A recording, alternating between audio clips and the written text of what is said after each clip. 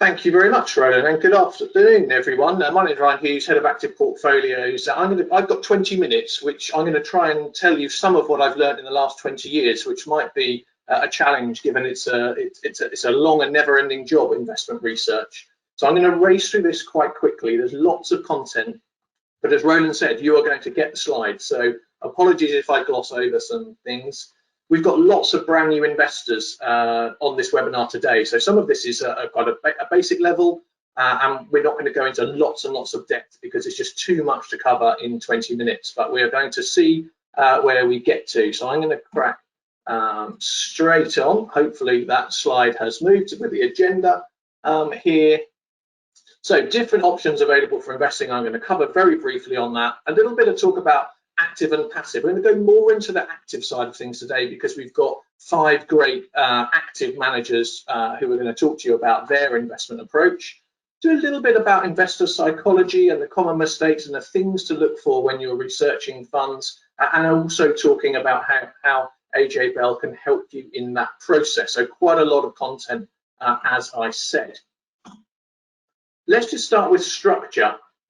Today, you're hearing from a range of different managers. Some of them run an OIC or a unit trust, and others run an investment trust, and some run both, of course. Now, I haven't got time to go into all of the differences between these different structures, but it is important to know just a couple of them.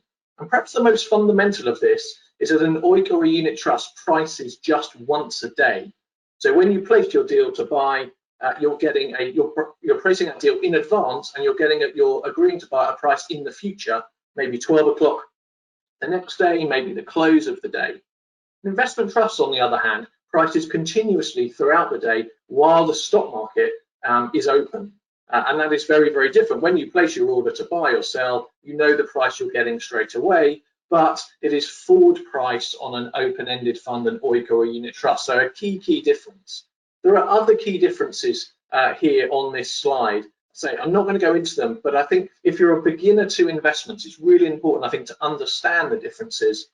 Maybe do a little bit of reading around OICs, investment trusts, ETFs, to know those differences, to know the type of investment that you are getting into, because they are quite important and fundamental and will impact the type of return that you actually have as well. So do please pay attention to that, and maybe take some time after this webinar to do some additional research around it. So we're going to talk a little bit about active and passive investing. It's a big debate that's been going on for many years in investment. Should you be active? Should you be passive? Now today you're going to hear from some active managers, but there is a very wide variety of different choice available through YouInvest for both active and passive. And I'm going to look at some of the differences in just a second. Now, you may have seen at the start, my job title is Head of Active Portfolios. And I'm going to say right up front, because you'll read lots about this, the majority of active managers underperform their benchmarks. Now, you might beg the question, well, why should we invest in an active manager? Well, there are some very good ones out there who will do a very good job for you. But all of the managers you're hearing from today will agree that none of them have got an investment approach that can outperform in every single investment market, in every style, every type of market where the investors are favoring different types of investments. So it's important to understand about that. I'm going to look at that a little bit more detail. But I want to get that up front because lots of people will have read that active managers can't deliver returns, that you should put it all in passive. Now that's for you to do some research to understand the differences, but I think it's important to flag that up front, that very many active managers don't outperform over time, but there are some very high quality ones out there that do. Let's look at some of those differences between active and passive. Now, passive investing is designed to track the performance of a specified index. Now that might be the FTSE All-Share Index, it might be the S&P 500, in the US, and the job of the fund is simply to track where that index goes. If the index goes up 1% in a day, your investment should go up around 1% in a day. Because of fees, it might be slightly different. If it goes down 1% in a day, you should go down 1% in a day. It tracks the index. There's no human choice in what goes in the portfolio there in the passive investment. It simply buys the biggest holdings in the index if it's tracking the FTSE All Share and so on. You go where the market goes, but it is low cost, very, very low cost in some instances, and certainly a lot lower cost than active management. But of course, you're giving up the potential ability to maybe outperform that benchmark, and that's where the active management side of things comes in, is that a fund manager is following a strategy to choose investments of a particular kind. That might be technology shares, as you're going to hear from today from Polar Cap. It might be UK shares that are designed to pay an income, as you're going to hear from Troy. Lots and lots of different strategies. All of them aim to outperform a specific benchmark or deliver a certain outcome. And that means they're positioned differently to the index that they're trying to beat. And of course, that means they're likely to get a different outcome. Maybe sometimes better than the index, maybe sometimes worse than the index. As I've just said at the start, all of them at various points in time will underperform the index, depending on what's going on in the market. Now, costs are higher than passive investments. You're paying for teams of people to research companies, to make investment decisions, rather than a computer to effectively track an index, and so that costs more, but you are essentially getting access to the potential to deliver more than the benchmark that they're trying to outperform. So what about active solutions? This is about active solutions today. So lots of passive solutions available, many on our website for you to research. But today we're hearing some active managers. So let's think about active managers, what they're trying to do, and some of the key things to look for when you're researching them. Now, my job is to research investment managers. My day job is effectively to meet fund managers, interview them. And what am I actually trying to do in that process? Well, broadly, I'm actually trying to separate those that I think are skillful from those who I think are just lucky. Now, in many things, many walks of life, it's actually quite easy to be lucky over the short term. You could go to a casino and play one hand of roulette, pick one number, and it may come in. That's a fantastic piece of luck. When it comes to investment, over short periods of time, you may get lucky in picking a few shares that do very, very well. But it's much harder to be lucky consistently over long periods of time. And that is where I think good managers separate themselves from skillful managers, separate themselves from just lucky managers, in that over long periods of time, skillful managers can show that they have an investment approach that can deliver their objective that they're trying to achieve. Now, it doesn't mean they won't have periods of underperformance, as I've mentioned. They absolutely will have that. But over the long run, we would expect skillful managers to outperform lucky managers. What does that mean actually in process, and how do I think managers go about that? Well, for me, it comes down to, does a fund manager have a good, consistent investment process? And by that, I mean they're implementing it day after day, month after month, consistently. They understand what they're trying to achieve and how they're going to go about it.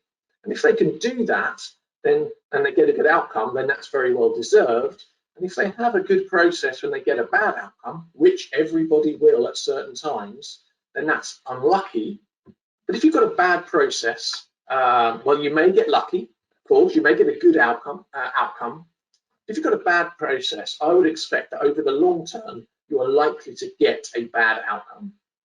And that will likely manifest itself with consistent underperformance over many years, effectively. So process is what it's all about. All of the managers you hear from today have got an excellent, explainable investment process. They'll be able to tell you exactly what they do, what type of companies they look for, how they go about looking for those companies, what a good company looks like to them, what a bad company looks like to them. Really important process side of things. And this is what I spend my day job talking to managers about, and understanding that process, whether you're lucky enough like me to talk to these managers daily, or whether you're doing your research from home, is absolutely key for your own investment strategy. Now, lots and lots of people look at past performance as their only measure of success. Now, we all know that in our disclaimers, we've got it on the bottom of this slide here, I'm sure you can see it, past performance is not a guide to future performance. But it's amazing how many investors simply rely on past performance as a guide to how they select their investments for the future. But of course, there's past performance. It's already what's happened. So I just wanted to use one example here of a manager that's talking to you today from Troy. This is the Troy Trojan Income Fund, and this is the annual excess return versus its peer group versus similar funds. Now, where the bar is in blue, they've outperformed on that calendar year, and where the bar is red, they've underperformed that calendar year.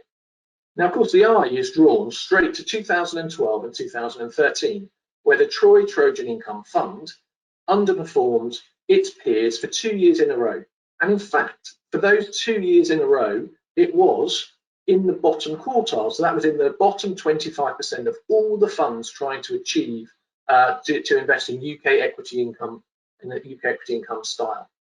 Now, I wonder how many of you listening today would think, after 2 consecutive years of being at the bottom, fourth quartile, underperforming its peer group, you'd be looking at that fund and thinking, that's not a very good fund. It's underperformed for 2 years in a row. Yeah, the manager's clearly not very skillful. Perhaps they don't know what they're doing. That's not a fund for me. Of course, look what happened straight after that, 2014. Fantastic performance, nearly 7% ahead of the peer group, a great recovery. And then we get to 2017 and we have another bad year where, again, it was fourth quartile, one of the worst funds in the sector. Again, many people might be thinking, well, I'm not investing in that fund. But look what happened again, 2018, 2019, 2020, 3 years in a row, that fund, Troy Trojan Income Fund, has outperformed its peer group. So I would be looking at that and maybe thinking that there is more to this than simply looking at short-term discrete periods of past performance, and that simply relying on that to tell you what might happen in the future could potentially be quite a dangerous approach and a dangerous strategy to follow.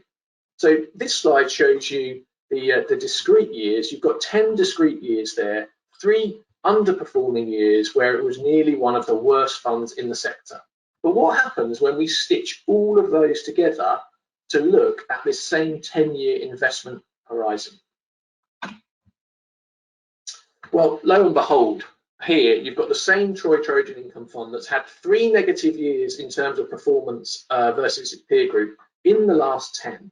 But stitch all of that together, and what you get is a fund over that long 10-year period that's comfortably outperformed the sector average over that period. Now, I could put many, many different examples of funds that have had terrible periods of performance and have then gone on to perform very well.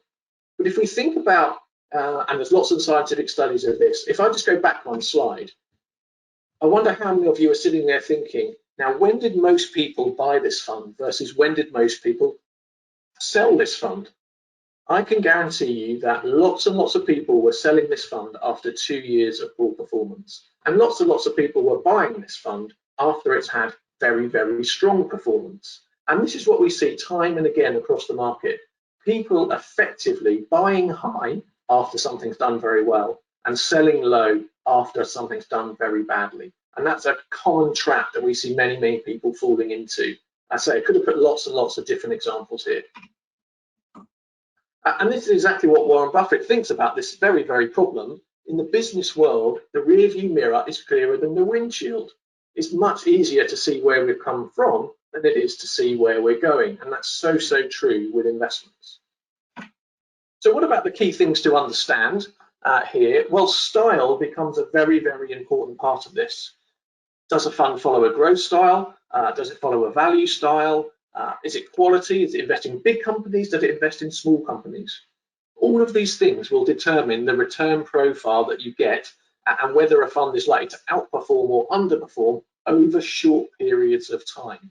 And I emphasize that point, short periods of time. So you need to understand the type of strategy that you are interested in investing in. Is it a growth fund? Is it a value fund? Where does it invest?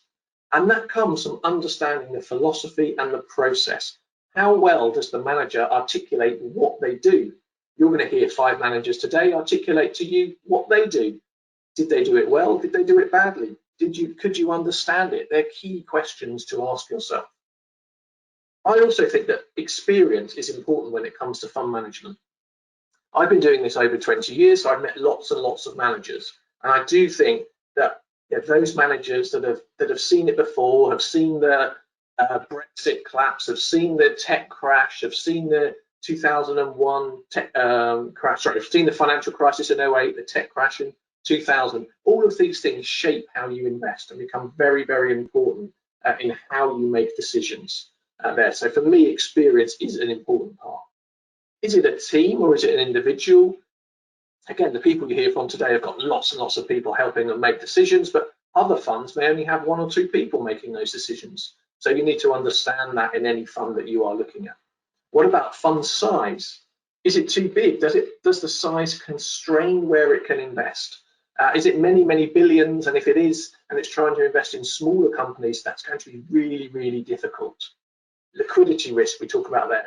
How easy is it to get your money back when you want it?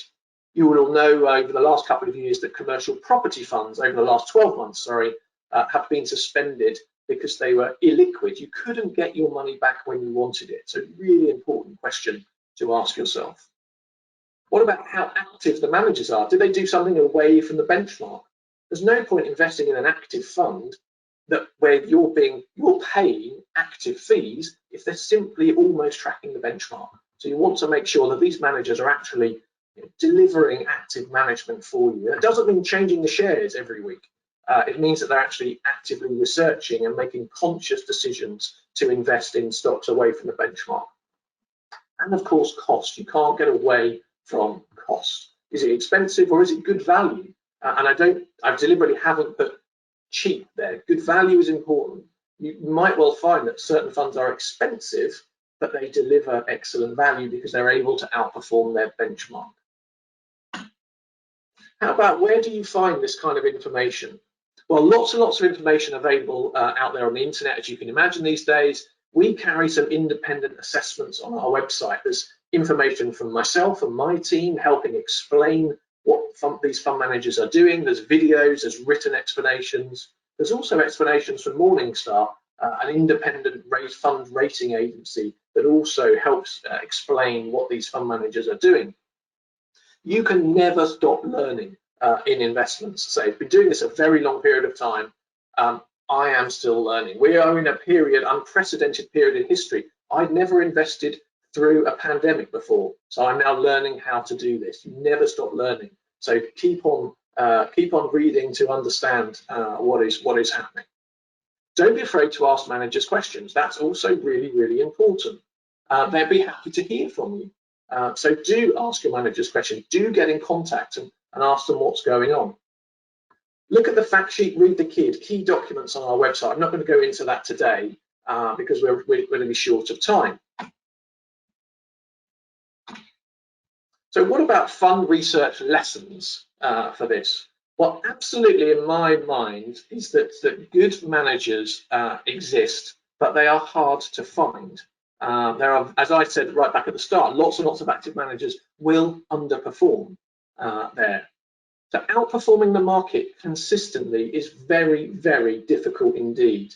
There will be no manager out there who can outperform every single year. So in any active fund you invest in, expect underperformance. But the key is if you understand how they invest, you can actually know whether that underperformance is expected or not. Are they a growth manager that's underperforming when growth is out of favor? Well, that's not a bad thing. Are they a growth manager underperforming when growth is in favor? That is a bad thing. So getting that understanding of a manager is absolutely key. If you're not sure that an active manager can outperform, I would say look at passive solutions. They're much lower cost and they can give you exposure to the market. We talked about past performance, about not relying on past performance. And it's vital that you understand how a manager invests before you give them any money. Do not learn about a manager's investment style when you've given them your hard-earned money. Now talk about the illusion of diversification here. Now, what we see when we talk to investors is that lots of people may have 5, 6, 10, 15 different funds. Great, they think they've got diversification. But if they're all invested in the same style, they're all invested in the same type of stocks, you haven't got diversification at all. You know, if one's fund is owning BP and the other fund is owning Shell, well, they're both oil stocks and they're both exposed to exactly the same types of risk. So you've got two different companies, but you haven't really diversified your risk exposure. So understand about diversification. Think about how your different parts of your portfolio slot together, almost like a jigsaw, really. So I'm just coming to the end here, a few more minutes just to go through. And it is an absolute canter through this topic I could talk for many hours on. How can AJ Bell help you in this process? Well, we have a whole range of different things to help you on your journey, depending really on what stage you are at, and also thinking about how much assistance you actually want.